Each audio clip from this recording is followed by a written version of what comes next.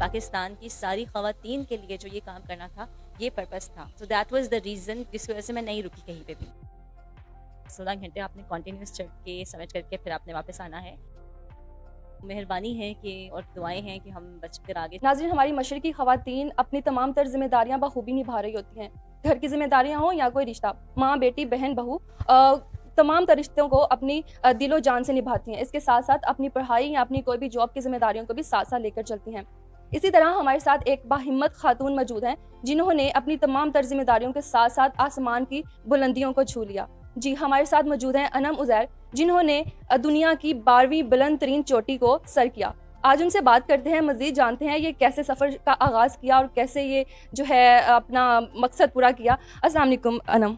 वालेकुम अस्सलाम। कैसी हैं आप? बिल्कुल ठीक, अल्हम्दुलिल्लाह। अनम, सबसे पहले तो आपको बहुत-बहुत मुबारक हो। Thank you so much, thank you. And सब ख़वातीन के बिहाफ़ पे I want to say we proud of you.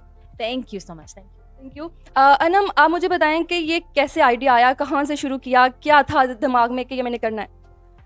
Idea ऐसा कोई ऐसा आइडिया नहीं था कि यही करना है, स्पेसिफिकली इसी टाइप का एडवेंचर करना है कि किसी दिन जाके कोई पहाड़ सर करके आना है। ऐसा कोई जहन में कोई बात नहीं थी। It was all about saying yes to any kind of adventure.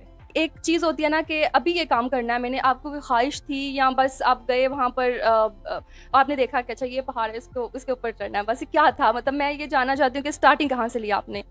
अच्छा, एक चीज़ है कि जैसे आपने कहा कि आपकी ख्वाहिश थी कि आपने कहा मैंने ये पहाड़ पर चलना है, तो I would be very much honest कि ऐसा कुछ भी नहीं था कि मैंने कहा कि ये मेरी ख्वाहिश है, मैंने इसको चढ़ना ही चढ़ना है। So it was all about that purpose that was behind the climb. Purpose था वुमेन एम्पावरमेंट, पर्पस था कि ख़वातीन को लेकर जाना और पाकिस्तानी ख़वातीन का स्पेसिफिकली एक स्ट्रॉन्ग इमेज दिखाना दुनिया को। So that was the reason behind it. अगर मैं पिछले साल की बात करूँ, when Uzair and I went to Manaslu, जो कि हमने last year 8th highest mountain किया था, उसमें दैट वाज फॉर अस। हमने सोचा कि हम जाते हैं, हमने क्लाइंब करना है, and we went there and we never knew कि we will become the first mountaineer couple of Pakistan. इस साल it was all with a purpose, with that women empowerment thing. मुझे ये बताएं कि वहाँ पर चढ़ना कितना मुश्किल था, किस तरह की आपकी जर्नी रही, क्या आपने फेस किया सब? मैं ब्रॉड पीक की बात करूँ तो it was tough, it was very tough. It was like कि 16 घंटे का समिट पुश है, 16 घंटे आपने कंटिन्यूस चढ़ के समिट करके फिर आपने वापस आना है। और इसमें डिफरेंट टाइप की मुश्किलात थी। रॉकफॉल, एज यू नो, कि अभी रिसेंटली जो आपने पहले रिपोर्ट किया है मुराद सतपारा के बारे में, तो वो भी ब्रॉड पीक पे ही थे और उनको भी कैंप 1 से कैंप 2 जाते हुए, जहाँ जो एरिया जहाँ पे रॉकफॉल बहुत ज़्यादा होता है, वहाँ पे पत्थर जो थे वो हम पे भी आए। सो इस तरह के सारे चैलेंजेस हमने भी वहाँ पे फेस किए।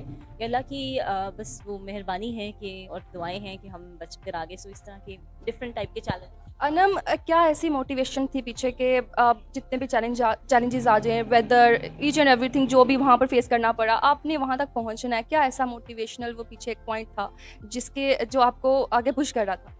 It was all here. और मुझे ये लग रहा था कि भाई मैंने ये करना ही करना है। और आप पूछ रही हैं कि क्यों ये मुझे लग रहा था, because I was going with a purpose. मेरा पर्पस था कि मैंने कुछ करके दिखाना है, and just not for my self, for other females. सारी पाकिस्तान की सारी ख़वातीन के लिए जो ये काम करना था, ये पर्पस था। सो दैट वाज द रीज़न जिसकी वजह से मैं नहीं रुकी कहीं पे भी। ये जो आपने बात कही है, आई लव इट कि आपने कहा कि मुझे पूरी ख़वातीन को रिप्रेजेंट करना था, उनके लिए करना था। तो ये आपकी जो सोच है, ये किसी किसी की सोच होती है, and again we proud of you. आप मुझे ये बताएं कि जो आपने लास्ट ईयर जो जब ये किया, आपके हस्बैंड भी आपके साथ थे, वो ज़्यादा मुश्किल चीज़ थी या अभी जब आपने किया वो ज़्यादा मुश्किल चीज़ थी? और दूसरा, जब आप हस्बैंड के साथ जा रहे हैं तो आपने वो एक चीज़ कर ली, उसके बाद आप दोबारा आपने सोचा कि अब मैंने अगेन ये करना है, तो ये क्या डिफरेंस क्या? पहाड़ की बात करूँ तो दोनों पहाड़ में बहुत डिफरेंस है। और 8000 मीटर का कोई भी पहाड़ हो, चाहे आपको लगे कि वो आसान है, वो आसान नहीं है। हर पहाड़ के डिफरेंट टाइप के चैलेंजेस हैं। तो दोनों में बहुत अपने टाइप के चैलेंजेस थे और अपने टाइप की डिफ़िकल्टीज़ और वो मुश्किलात, और वो उस तरह से दोनों बहुत डिफरेंट थे। अब ये डिफरेंस की बात करें कि मैं और उज़ैर इस पे साथ गई और इसमें मैं अकेले अपने साथ गई हूँ वहाँ पे। So actually if I mention, तो मैंने अपने डाउन सूट पे ना अपना नाम, नॉर्मली अगर माउंटेनियर्स ने अगर चाहें तो वो सामने अपना नाम लगा सकते हैं। मैंने अपना नाम इधर लगाया हुआ था, Anam Uzair, and this right वाला जो मेरा आर्म था, इस पे राइट साइड पे एक उस पे भी स्पेस होती है, तो उस पे मैंने उज़ैर का नाम प्रिंट करके स्पेसिफिकली मैं लेकर गई थी और मैंने वो लगाया था उज़ैर का नाम। So it was kind of motivation कि मुझे लग रहा था कि नहीं, उज़ैर भी साथ हैं, ठीक है, I have to do it for both of us, मैंने जाना है for all the women and all. तो वो it was very different, emotionally, physically, हर तरह से बहुत बहुत डिफरेंट था। ऑफ कोर्स वो सपोर्ट होती है, बट अगैन अगर मैं वो बात करूँ कि आपके साथ आपका स्पाउस हो और आप एज अ फैमिली ही जा रहे हो, तब और किस्म की आपका स्ट्रेस कुछ और किस्म का होता है कि आपने दोनों ही आ गए हैं, बच्चे हैं पीछे, तो वो एक डिफरेंट टाइप का स्ट्रेस भी था और एक कंफर्ट लेवल भी था। अब इस दफ़ा एक डिफरेंट टाइप का स्ट्रेस था और एक डिफरेंट टाइप का कंफर्ट था कि पीछे उज़ैर हैं बच्चों के पास, तो वो इट वाज़ वेरी डिफरेंट, कोई कंपैरिजन नहीं मैं कर सकती। अच्छा अनम, कितने बच्चे हैं आपके? 2 हैं अलहम्दुलिल्लाह, क्या क्या एज है इनकी? 4 and 8।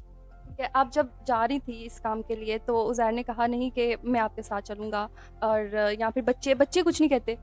नहीं, उज़ैर ने इसलिए नहीं कहा क्योंकि it was women expedition, it was for women empowerment. तो वो if I share the story, background ये था कि FCNA ने अरेंज किया था, पाकिस्तान आर्मी ने, women expedition, all women K2 expedition. So I was the team leader there. तो फिर मेरे ऊपर वो भी जिम्मेदारी थी कि मैंने वहाँ पे जाना था और उनके साथ, so it was all about women. तो फिर वहाँ से मैं ब्रॉड की गई। आप ना बहुत माशाल्लाह फिट हैं, किस तरह से, मतलब आप बताएं कि आप दिन में कितना वर्कआउट कर लेती हैं, क्या आपके रूटीन्स हैं? वर्कआउट इस तरह से होता है कि खुद जैसे मैं अभी अपना कर कर आ रही हूँ, सो मैंने बच्चों को भी आउटडोर एक्टिविटीज़ ज़्यादा रखी हुई होती है, तो if they are playing on the swings तो फिर मैं भी चलते चलते कोई राउंड लगा लेती हूँ, फिर वॉक कर लेती हूँ, फिर रन कर लेती हूँ। तो इस तरह हमने एक्टिव लाइफस्टाइल रखा है, नॉट इवन फॉर अस, मैं अपने और उज़ैर की बात नहीं कर रही हूँ, बच्चों के लिए भी वी ऑलवेज इंकरेज कि हम बाहर उनको ले जाएं। कोई टाइम मिलता है ना थोड़ा सा कि कोई स्लॉट मिलेगा, मैं उनको पार्क ज़रूर लेकर जाऊँगी, स्विंग्स पे ले जाऊँगी, रात है, अंधेरा है, लोग नहीं लेके जाते, मैं तब भी ले जाऊँगी वीकेंड्स पे। सो मैंने बस ये कोशिश करती हूँ मैं कि एक्टिव लाइफस्टाइल हो, सिर्फ हमारा नहीं, बच्चों का भी एज अ फैमिली एक्टिव रहे। अच्छा अनम, ये बताएं ये क्या है? हाँ जी, ये जैसे आप देख रही हैं, ये क्लाइंबिंग बूट्स हैं और इसके प्रोटेक्टिव लेयर्स, जैसे आप पूछ रही थी कि ये क्या है, वो हैं कि आपका पाँव कहीं फ्रीज ना हो, क्योंकि जब आप एक्सट्रीम वेदर में जब जा रहे हैं, ऊपर जब आप समिट पे जाते हैं, so it can be very unpredictable, वो ऐसा विंडी हो सकता है और वो -50 is very normal.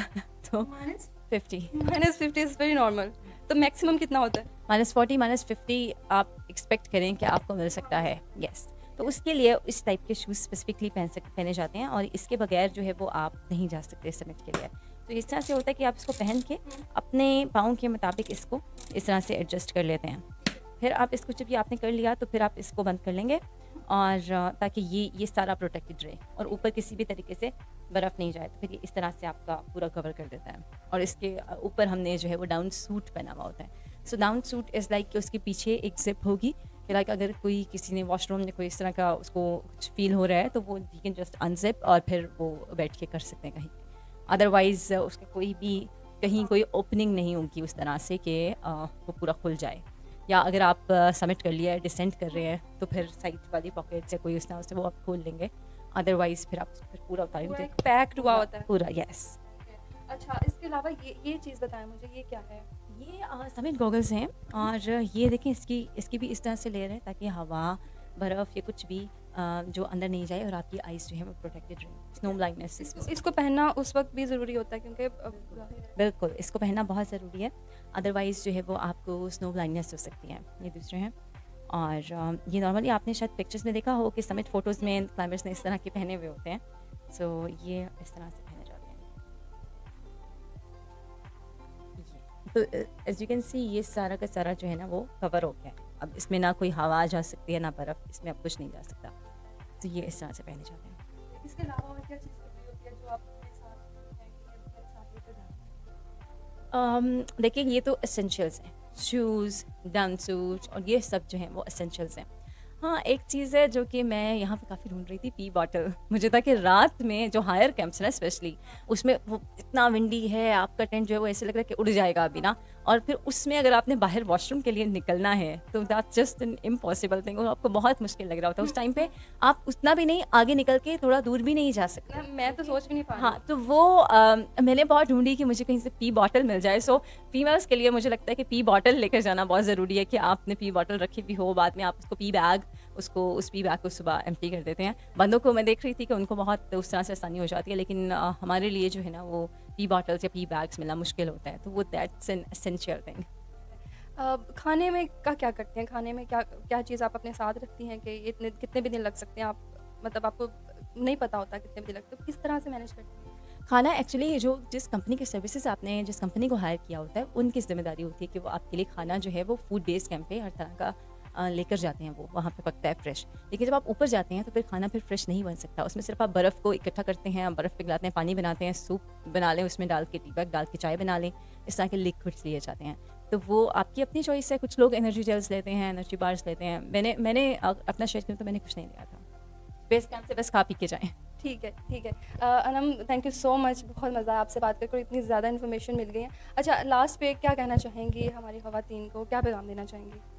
So it's all मैं कल भी एक जगह पे गई हुई थी and there was a talk जहाँ पे मैं ये बात कह रही थी कि हम सबको अपने कंफर्ट जोन से बाहर निकल के कुछ करने की ज़रूरत है। So it's all about getting out of your comfort zone. So जब तक आप अपने कंफर्ट जोन से नहीं निकलते ना तब तक आप कुछ भी अचीव नहीं कर सकते। So you have to step out of your comfort zone, उससे बाहर निकलें, स्टेप फॉरवर्ड और कर लें, बस कर लें। You can do it, everybody can do it. ये सिर्फ मेरी अचीवमेंट नहीं है, every woman, every girl can do it. Thank you so much, बहुत बहुत अच्छी बात कही आपने। अगर औरत चाहे तो क्या कुछ नहीं कर सकती है। इसी के साथ मुझे दीजिए इजाज़त, इंशाल्लाह नेक्स्ट वीडियो में दोबारा हाजिर होंगे, तब तक के लिए अल्लाह हाफ़िज़।